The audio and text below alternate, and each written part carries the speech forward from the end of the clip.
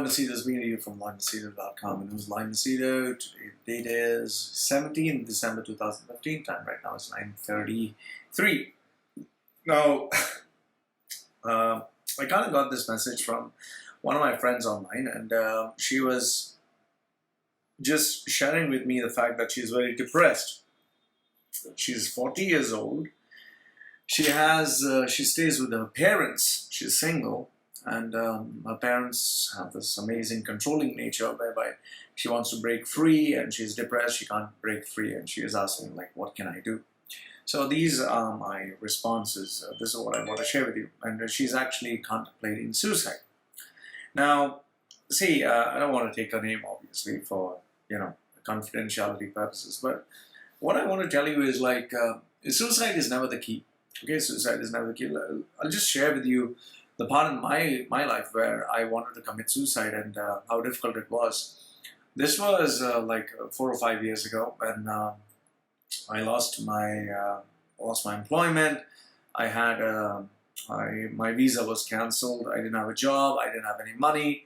My parents decided not to support me because they're not the ideal. I didn't come from an ideal family. I didn't have any friends who I could turn to at that point of time. I think I literally didn't have a career. I didn't have anything, and he had made a kind of a legal case against me with all rubbish, and because I pissed him off, I'll kind of take the blame myself because I kind of I was egoistic, and when you hurt someone's ego, well, it gets to you. So I was very egoistic. I hurt his ego, and he decided to show me who's who and what's what. So I lost everything, and I was sent back from here after being in this country for so many years. And imagine going to India and you don't have any money and you don't have anything, and depression kind of hit me pretty hard. And then, when one thing started falling over another, I decided I would end my life. And it so happened that I decided to go on the train from Bombay towards Kerala, that is the southern part of India. And I thought, as the train was going, I would jump from the train and fall on the tracks or kill myself or something or another. So as I was going on the train, I kind of enjoyed the journey, hanging out of the train, looking at the rain, enjoying the moment. And then people were talking to me, so obviously that didn't happen. And that went on for 2 or 3 days on the journey on the train. And then once I landed at Kannur, which was the place where I was supposed to get down in Kerala, it was at around 3 in the morning. And as I landed there, I decided, okay, now I'm going to kill myself. I'll jump in front of a train. And I'll tell you, it's very easy to say I'll kill myself. When it actually comes down, it takes a lot of courage and guts to really have to do it. You dig deep.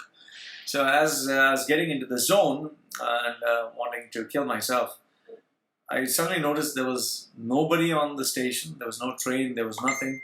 And I was like, so where exactly is the train? And then I found out through somebody that there was no train for the next, I think, what was that? There's not going to be any train for the next 4 or 5 hours. So I was like, damn, this is stupid. When I'm getting into the zone, there's no train. And then as I stood there, I was sad, I was upset, I was crying. And I just realized, there were very few people. The station was closed. The people who were there, nobody was bothered, nobody was interested. They were just minding their own business. There were beggars who were sleeping on the road. And I was like, so what is all this, And that really makes you think. And I was crying, then I realized nobody's bothered. Nobody cares. People are going through even worse things than I'm going, and they are not crying. And why the hell am I crying? So eventually, yes, I had to wipe off my tears, and I realized nobody cares. So we just had to go on, and from there, obviously, I started to take control of my life. I took responsibility for my own actions, and what I couldn't control, I didn't bother about it. What I could control, those my actions, my behavior, the way I did things, I did focus on that, and eventually, I think that's how I got myself out of the rut that I was in. So what I want to tell you is that it's all in your hands. It's all in your hands. What you do and how you find things and how you take control of things. You can't blame anyone or anything for that matter. You just have to take charge of your life, and that's all that there is. Things are never going to be easy. There will always be challenges, but at the end of the day, you need to make things happen. It's all in your hands. You need to take charge of life.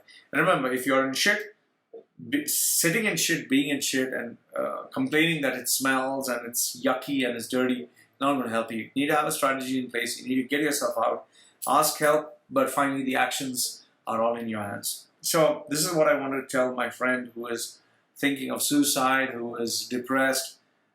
Being depressed is not the solution. You need to take some kind of action and get out of it as soon as possible, because that's the only way there's going to be some difference in your life. So Loy from LoyMachedo.com and who's LoyMachedo.com. Sharing with my friend the only solution I know for depression, and that is action. Take positive action and ensure that you get positive results. Loy from LoyMachedo.com. Let me know anything. Bye.